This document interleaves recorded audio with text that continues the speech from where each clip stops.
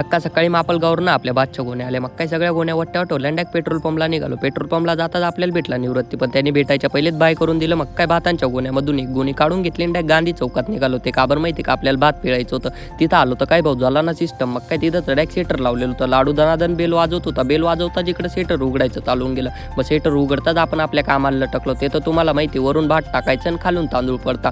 मग काय डायरेक्ट आहे ना केली चक्की चालू करतात तांदूळ पडायची सुरुवात होऊन गेली. पण या सेटरमध्ये एवढं चांगलं आहे की भाऊ 3 प्रकारचे तांदूळ पडतात. मग काय मी दनादन भात टाकत होतो नाही बघा, खाली तांदूळ पडत होते. मग काय भाऊ एक गोणी तर झाली, आता दुसरी गोणी करायची होती. मग दुसरी गोणी पण उघडली आणि तिच्यामधून पण भात काढून टाकायची सुरुवात करून दिली. मग काय सगळे तांदूळ एका गोणीमध्ये भरले आणि डायरेक्ट भाऊ घराकडे निघालो. घरी गोणी बिनी ठेवून दिली, डायरेक्ट चौकामध्ये निघालो टाइमपास करण्यासाठी. पण इथं चावत होते भाऊ मच्छर. मग काय आपण आग बिग लावली आणि लाडू डायरेक्ट निंबाचा पाला घ्यायला निघून गेला. मग काय निंबाचा पाला टाकला आणि भाऊ मच्छर नाही पण आपलेच बसायचे वांदेऊन गेले. तेवढ्या तिथं गोपाल युनिक आला. गोपाल युनिक म्हणे चल म्हणे घरी. मग काय डायरेक्ट घराकडे निघालो. आता भेटू आपण नेक्स्ट ब्लॉग.